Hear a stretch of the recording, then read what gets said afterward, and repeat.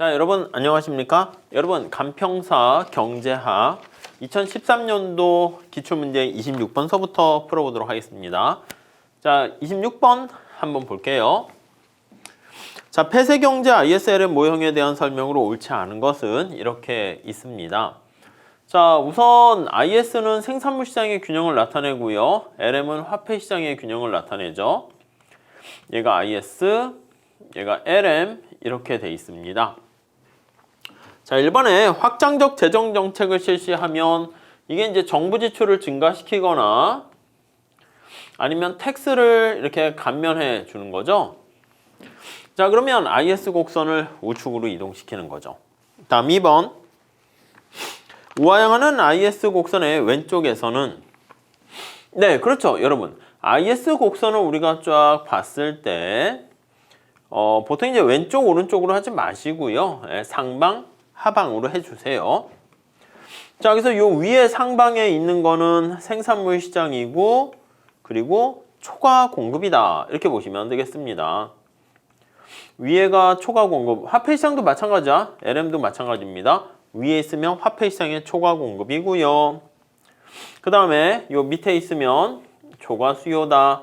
이렇게 정리를 하시면 되겠습니다. 자, 그러니까 여기 보시면 왼쪽이니까 지금 녹색깔 영역이잖아. 그러니까 초과 수요 상태가 발생한다. 맞습니다. 자, 그 다음에 투자가 이자율에 영향을 안 받는다면 이렇게 돼 있어. 자, IS 곡선의 형태는 이자율에 영향을 받는가? 투자의 이자율 탄력성, 그게 중요합니다. 그래서 투자의 이자율 탄력성이 이제 중요하게 되는데 여러분 한번 생각해 보세요. 자, 이자율이 투자가 이자율에 영향을 많이 받는다가 고전학파입니까? 케인작파입니까? 그쵸? 우선 언제나 케인작파를 기준으로 하세요. 투자 이자율 탄력성이 작다. 이게 이제 케인즈야. 우리가 이제 투자 함정이라고도 합니다. 그럼 투자는 뭐에 영향 받는데 이자율이 아니라 애니멀 스피릿 이렇게 얘기를 한다고요. 이해가시죠? 자, 그러면 이게 아예 영향을 안 받으면 작을 때 케인작파가 되고 이때 IS는 가파르게 되는데 아예 투자가 이자율에 영향 안 받는다고 하면 가파르다 못해 수직이다 이렇게 해야죠. 그러니까 수평선이 아니라 수직선이 된다 이렇게 보셔야 되겠습니다. 이해 가시죠? 다음 4번. 자, 화폐 수요가 소득에 영향을 받지 않는다면 자, 만약에 화폐 수요는 어떻게 나타낼 수 있어요? 화폐 수요는 소득 아니면은 이자율에 영향을 받는데 소득에 영향을 안 받거나 굉장히 작다라고 할게요. 그럼 실질적인 의미에서 화폐 수요가 소득과 이자율에 보통은 영향을 받죠. 그래서 거래적 동기 화폐 수요랑 더하기 투기적 동기 화폐 수요 이렇게 된단 말이에요.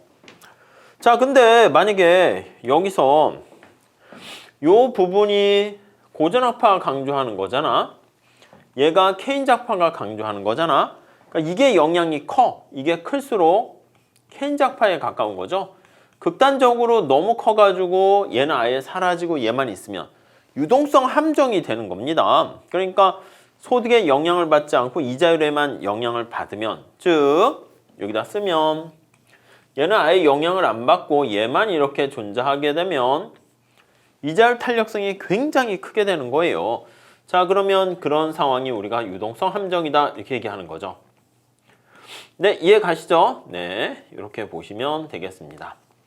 자, 그래서 이거는 수평선이다 이렇게 보시면 되겠네요. 다음 5번. 중앙은행이 공개시장에서 채권을 매입을 해요. 공개시장에서 채권을 매입하게 되면 본드를 매입하면 통화량이 증가하죠. 그러니까 화폐 공급이 증가하게 되고요. 얘가 증가하게 되면 LN 곡선은 이동하죠. 우측으로 이동한다. 이렇게 보시면 되겠습니다. 오케이. 그래서 답은 3번이 틀렸네. 3번 이렇게 가져가시면 되겠습니다. 자, 이렇게 보시고 다음 27번 봅시다. 다음과 같은 폐쇄 경제 모형에서 생산물 시장의 균형을 나타내는 IS 곡선을 도출하라는 겁니다. 자, IS 곡선은 Y는 C, I, G. 예, 요거를 푸시면 되겠죠. 자, C 어떻게 돼? C 저거 대입하면 되죠. 100 플러스 0.5, 그다음 Y 마이너스 T.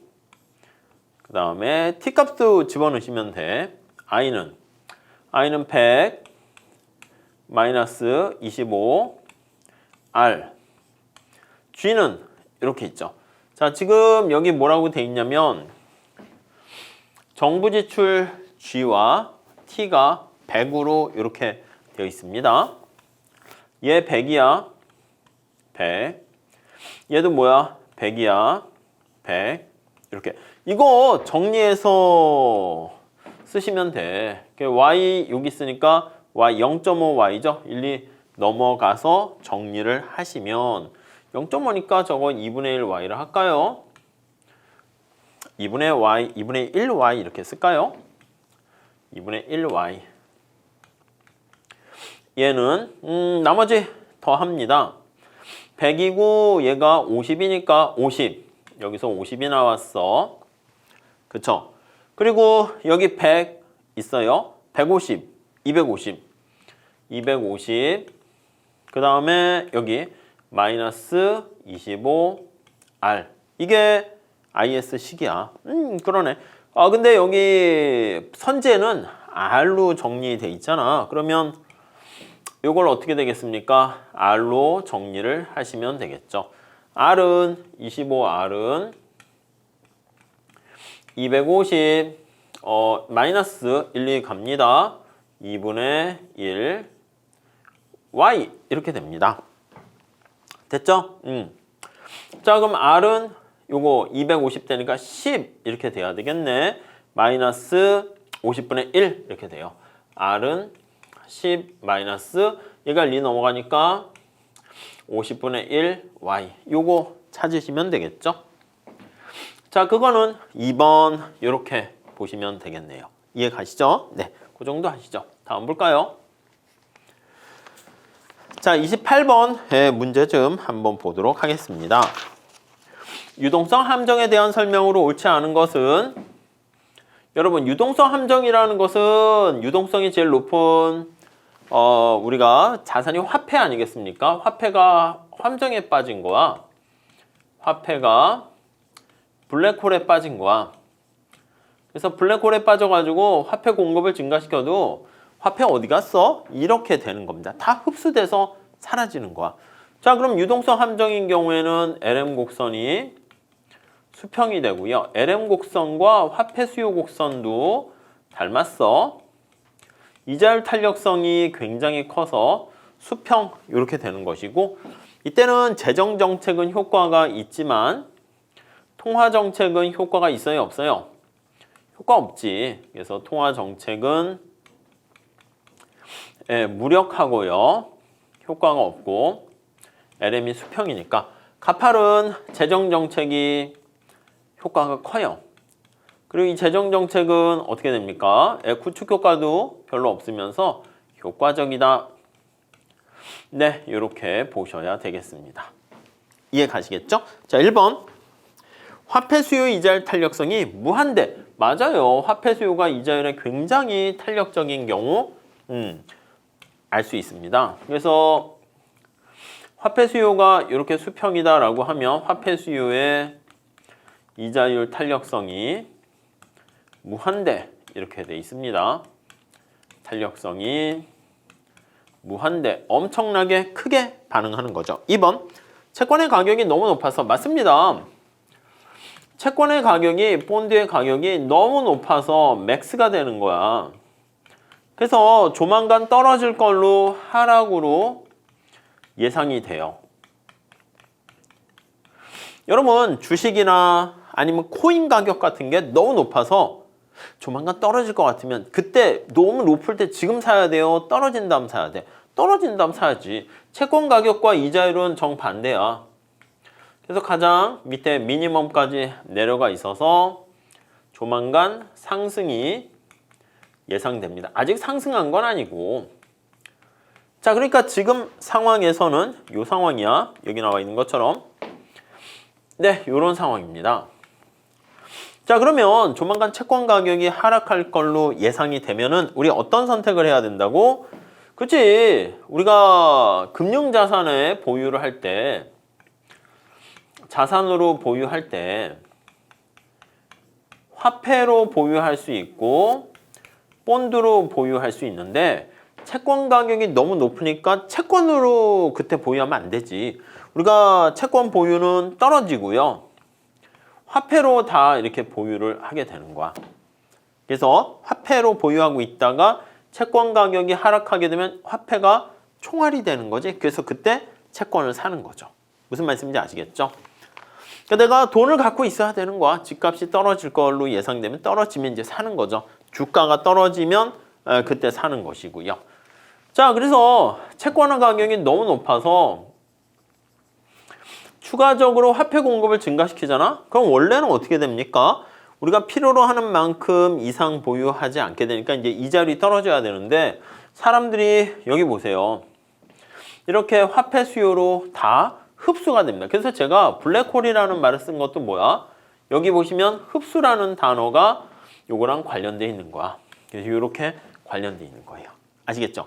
그러니까 통화량을 증가시키면 그게 화폐 수요를 다 흡수하기 때문에 이자율이 떨어져야 되는데 안 떨어집니다. 이해 가세요?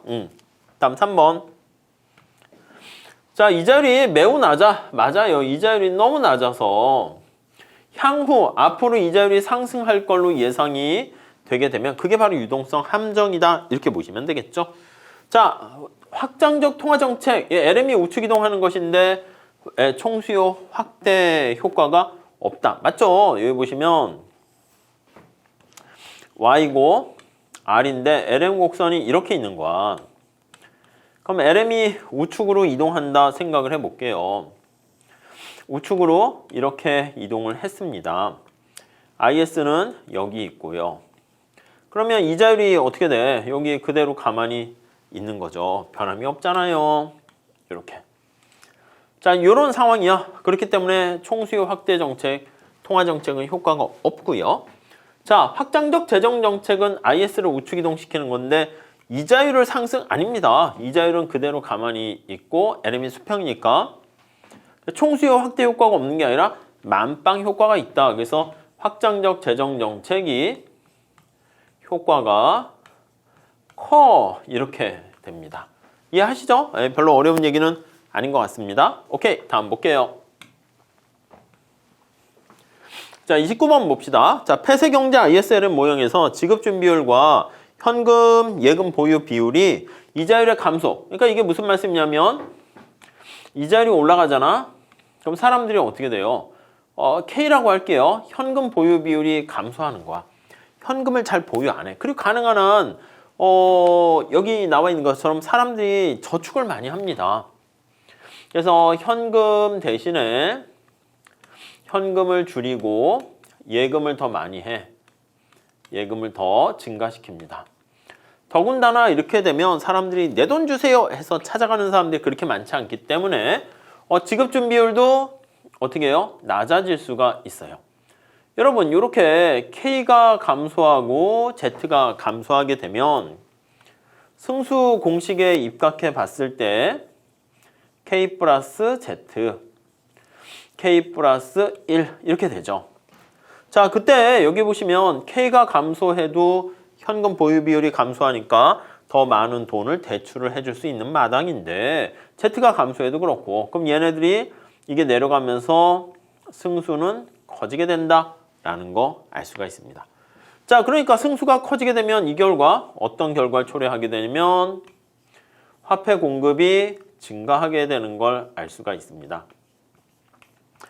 자, 그래서 우리가 보통 얘기할 때 이자율에 의해서 화폐 공급이 별로 영향을 안 받게 되면은 그 경우가 우리가 맞습니다. 외생적이다 이렇게 얘기를 한다고요.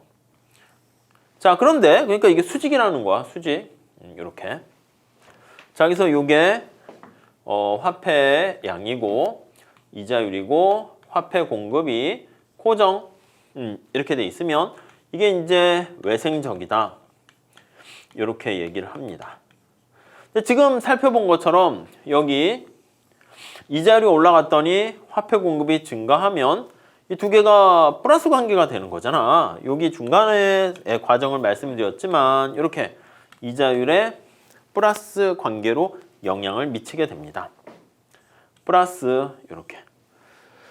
자, 그게 바로 이렇게 되는 거야. 내생성을 가지고 있다. 이렇게 얘기합니다. 그래서 이자율이 올라갈 때 여기 나와 있는 것처럼 화폐 공급도 증가하게 되는 것을 알 수가 있는 거죠. 이해 가시죠? 여러분 이거는 암기하셔도 됩니다. 이게 이제 화폐 공급이 이자율에 의해서 내생적으로 영향을 받는다. 이렇게 얘기를 하게 되는 것이고요. 이렇게 영향을 받는다. 요거를 상정하게 되면 LM 곡선이 좀 더 완만해집니다. 이거는 사실은 뭐 살짝 LM 곡선 도출하는 거를 여기서 화폐 수요 이용해서 할 수 있는데 머릿속에 암기하세요. 기본 강의 때 말씀드렸고 핵심 체크 때도 강조했습니다.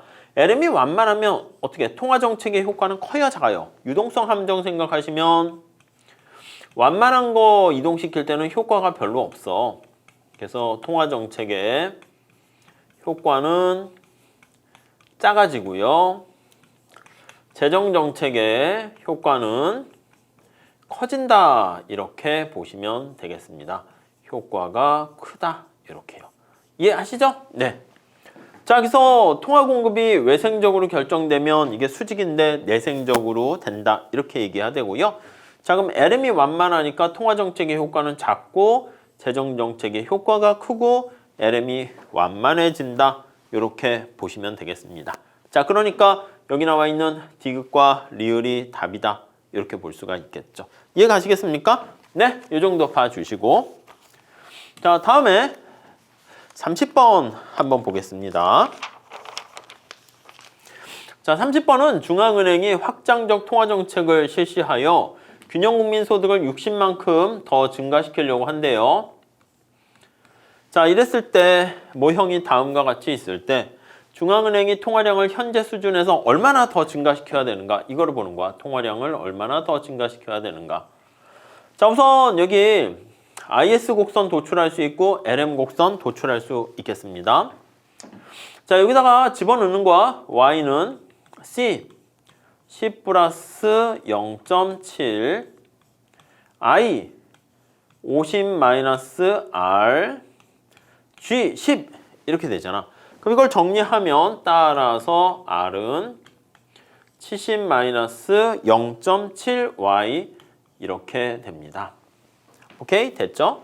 자, LM 곡선 한번 도출해 볼게요.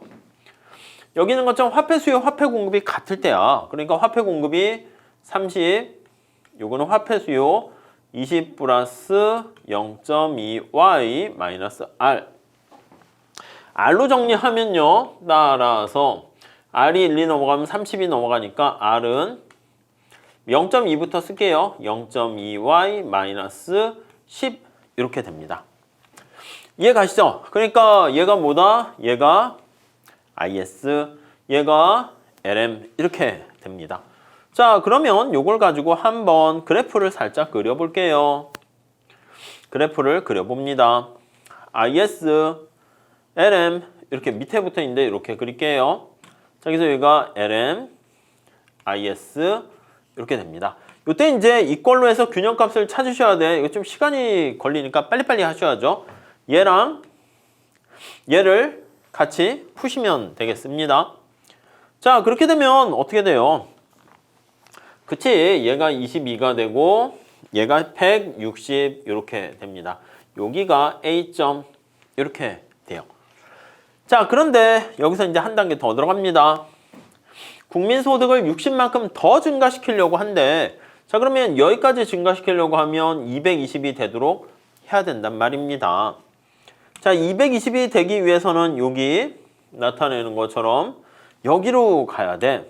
그럼 220 값을 여기다 넣어요. 220 값을 IS의 값에다 집어넣어요. 220 값을 여기에다 집어넣으면 왜냐면 이 IS 곡선상의 요점에 가야 되는 것이기 때문에 집어넣게 되면 그때 이자율이 얼마입니까? 하면 4 이렇게 나오게 됩니다. 자, 그러면 이제 우리가 체크하셔야 될 거는 이제 LM 곡선이 이렇게 되는 거잖아요. 여기 있는 것처럼 LM 곡선이 이렇게 된다고. 자, 지금 여기 나와 있는 LM 곡선은 통화량이 얼마일 때입니까? 하면 31대, 요거 A라고 할게요. 요거 새로운 LM 곡선이잖아. 새로운 LM 곡선. B점일 때 LM 곡선인데 그때 요 LM 곡선에 해당하는 요 B점이 여기에 들어가야 되는 거죠. 이해가세요? 자, 그러면 여기를 M 화폐 공급이 어떻게 되는가 보면 B점을 보시면 B점을 여기 나와 있는 LM 곡선에 대입합니다. 지금 제가 설명을 하기 때문에 좀 길어지는 것이고 바로바로 좀 값을 구하시면 돼. 자, 이게 화폐 공급이 지금 30이잖아. 얼마인지 모르겠어. 화폐 공급이 B가 될 때 요거 그대로 가면 돼. 20 플러스 0.2 Y 마이너스 R 이렇게 됩니다. 자, B점의 값을 대입하는 거야. B에 해당하는 국민소득이 220 그리고 R이 4 요거를 여기다 대입을 합니다. 여기다 220 여기다 4 이거 대입을 하게 되면은 자, 그러면 60 이렇게 나오게 돼요. 자, 요거 값이 얼마가 되냐면 60 이렇게 나오게 돼요. 여기다 값을 집어넣으면 되겠죠. 그렇죠? 왜냐면 여기 4에다가 220 곱하기 0.2 하면 44 이렇게 되니까 64에서 4를 빼면 60 이렇게 나와요. 자, 그러면 통화량이 얼마나 증가하게 된 것입니까? 라고 하면 여기 나와 있는 것처럼 60과 30의 그 차이만큼을 비교하면 30만큼 증가한다는 것을 알 수가 있습니다. 이해가시죠? 그래서 요게 30 이렇게 되는 것입니다. 자, 이거 계산 과정이 좀 복잡해 보이는데 별거 없고요. IS LM일 때 균형국민 소득과 균형 이자율 그걸 활용하는 것이다 라고 보시면 되겠습니다. 자, 이렇게 정리하시고 우리 다음 시간에 31번서부터 계속 이어서 또 공부하도록 하겠습니다. 감사합니다.